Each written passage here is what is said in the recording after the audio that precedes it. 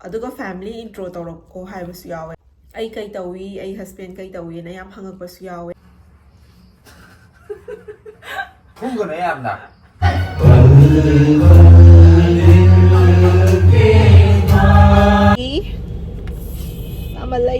haraubra.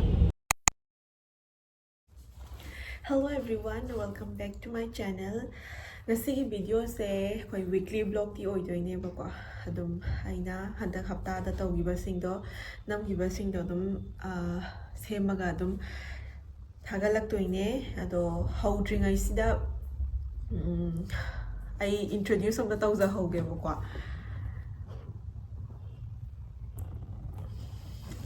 Hi man I wanna napsaning baje aigi video se haidi YouTube ai channel je howdringai sida haidi adum channel horom dai se adum introduce taw nai dana ai dem ta howdre bako hangma matam sida adum aina namgiba khara da adum time pass oi namaga adum pangta thagat khibane ba adum mayam na introduce taw biro na hairak pa yawe comment da ado hoi ai ta howdre ado ai ngasi tawjarage aigi ming Sasina kawe ai se thongnau jamdagine aduga mamang sahi December 15 da khongjom texam da yum panjarakpane luhongjare ai sahi di fadri December da phadoine sahi ama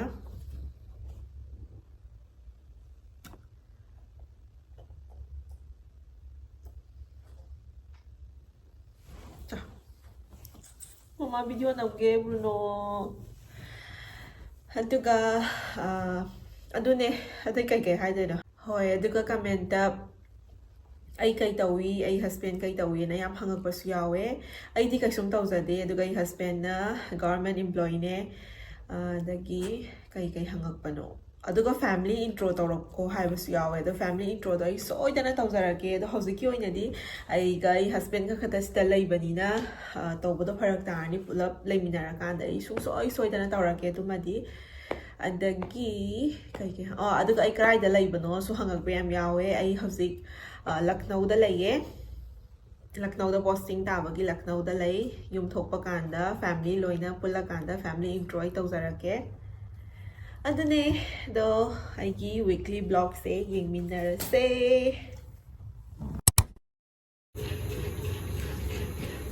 khoi se hojik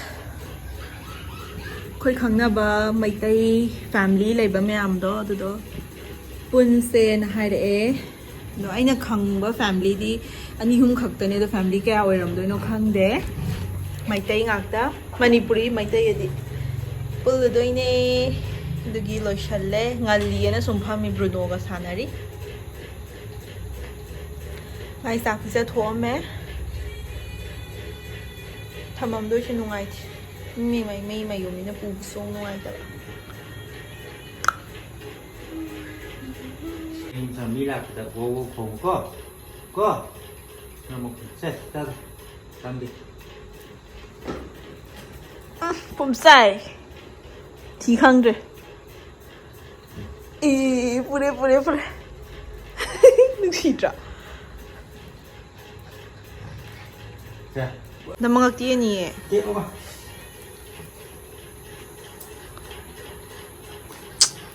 lai se lok thok ke taw je nu kaw le heng yam da lok thok sir ai ke na sir quay về dedicated to Babi isa isa ko sa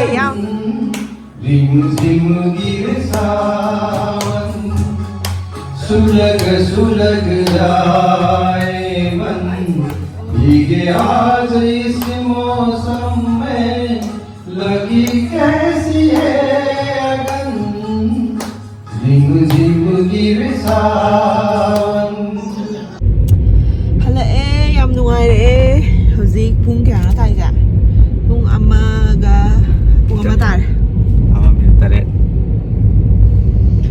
ꯊꯦꯡꯉꯦ Bruno ꯉꯥꯏꯕꯗ ꯋꯥꯔꯝꯃꯅꯤ ꯍꯜꯂꯛꯑꯦ ꯑꯗꯨꯗꯨꯒ ꯁꯤꯒꯤꯁꯤꯅ ꯅꯍꯥꯟ ꯆꯥꯛꯀꯧ ꯅꯨꯃꯤꯠꯇꯣ ꯆꯥꯛꯀꯧꯕ ꯆꯠꯀꯗꯕꯅꯦꯕ ꯑꯩꯈꯣꯏ ꯁꯤꯗ ꯂꯩꯃꯤꯟꯅꯕ ꯏꯆꯦ ꯑꯃꯅ ꯀꯧꯕ ꯑꯗꯨꯒ ꯑꯗꯨ ꯅꯨꯃꯤꯠꯇꯣ ꯑꯩꯗꯤ ꯏꯁꯥ ꯅꯨꯡꯉꯥꯏꯇꯕꯒꯤ ꯆꯠꯍꯧꯗ꯭ꯔꯕ ꯑꯗꯨꯒ ꯉꯁꯤ ꯃꯥꯅ ꯗꯈꯤꯅꯥ ꯄꯤꯕꯤꯔꯛꯑꯦ ꯀꯔꯤꯅꯣ ꯈꯪꯗꯦ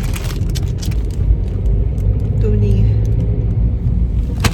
ꯅꯛꯄꯨꯗꯤ ꯌꯥꯝ ꯅꯩꯗ ꯌꯧꯗꯣꯔꯦ ꯄꯨꯡ ꯃꯝꯅꯦ ꯃꯝꯃꯤꯁꯦ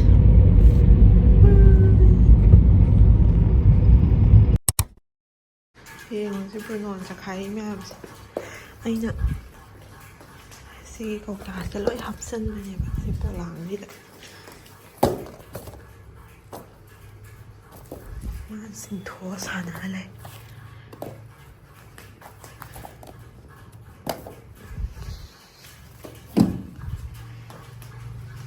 ꯀꯥꯏ ꯆꯠꯈ꯭ꯔꯦ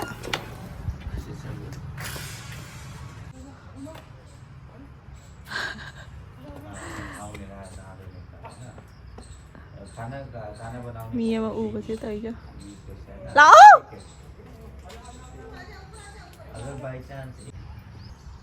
ꯀꯩ ꯅꯪ ꯆꯤꯛꯏꯗꯨꯕꯣ ꯃꯁꯝ ꯀꯛꯊꯠꯂꯒ ꯏꯔꯨꯖꯊꯣꯛꯇꯣꯏꯅꯦ ꯍꯧꯖꯤꯛ ꯑꯗꯨꯏ ꯁꯥꯟꯅꯍꯜꯂꯕꯅꯦ ꯃꯄꯥꯟꯗ ꯈꯨꯟꯅꯣꯏꯖꯣ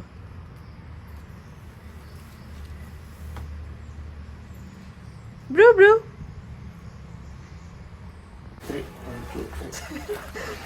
이거 저 도다오니 가래 싹싹로라가 너 봐. 그거가 숙다 다 사나더비니만 레이스. 싹싹시고 브루노 삼 깎긴 떠리. 나는 깎고 하고 그래. 저 땡기세. mapanda pura 깎보다. 이사주 빠무이. mabudi lai hai sida. ꯑꯗꯣ ꯄꯩꯁꯥ ꯄꯥꯝꯃꯨꯏ ꯑꯩꯈꯣꯏꯅ ꯑꯗꯨꯝ ꯀꯥꯇꯤ ꯂꯩꯔꯦ ꯁꯝꯁꯦꯠ ꯂꯩꯔꯦ ꯑꯗꯣ ꯃꯥꯁꯦ ꯈ꯭ꯋꯥꯏ ꯀꯛꯄ ꯌꯥꯗꯕꯁꯤꯅꯦ ꯀꯛꯄ ꯌꯥꯗꯦ ꯍꯥꯏꯕ ꯑꯗꯨꯅ ꯃꯃꯤꯠꯁꯤꯗ ꯂꯣꯏ ꯆꯪꯉꯦ ꯑꯇꯩ ꯀꯛꯇ꯭ꯔꯁꯨ ꯃꯃꯤꯠ ꯃꯄꯥꯁꯦ ꯈꯔ ꯀꯛꯀꯦ ꯇꯧꯕ ꯌꯥꯗ ꯂꯩ I quit math by mistake at McDonald's. It's such a pain in my eyes, yeah. Love and misunderstanding. Either way, I must say it outright, maybe. It's my fault for being too cunning. Some people tend to get things wrong. I don't mean to break your heart, but how do I say that you are not the one? I have my love and you know it. So don't get your mind khara amdi lumma pisan garba use aba hauga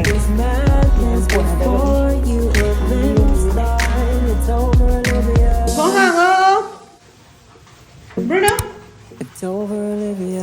왜 마삭 하자니 loire 마기 마닝이 라이트 디자인 지야들. pungang nang maninggi light na thanjalakpada gari bu tongaba nakan mamang maningda thauriba gari mayamdagi details to ma hairani aina amta khangbasu natabadda ai gari amta khangdeba khodi thaubu thauradi chatpu chenbu cheladi man aduna adu tawi aduna adu tawi aduna adu ta aina so amta khangba nataba 마방이 가이 넘버지 맞았죠. 4x1.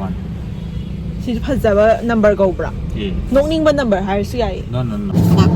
그다음에 또 079 9 거기다 가리 넘버 따로입니다. 따로 엑스트라 아이는 비싸 비기네요.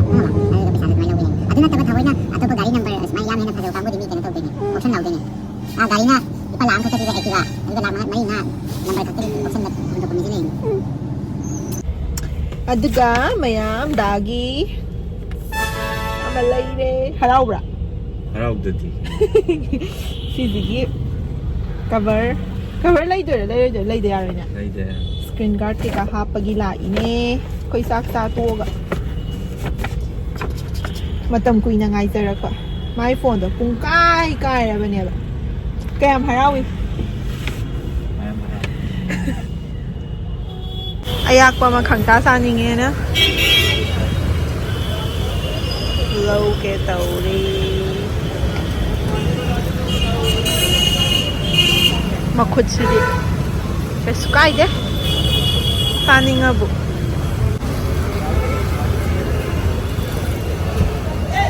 Here लीजिए uncle thank you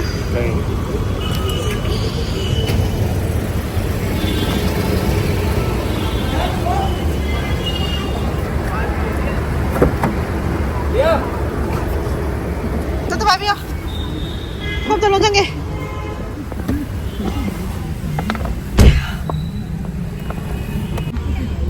아직까지 멀어 사바곰바 알아?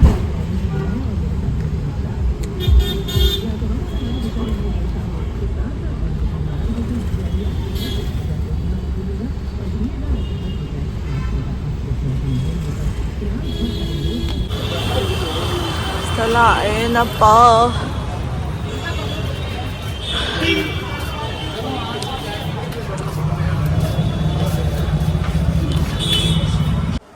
$1,500 ज़्यादा है थोड़ा कम और लगा दे सारे दिखा दे रहा हाँ $1,500 is too much ai khi nào kêu tôi kia नहीं लुपा चाहूँ गलतन ya kai mai toi no ai na kai no ai si duplicate na pira du da नाते kamai na du kamai na duplicate na di lupa chahum da kamai phangi no ba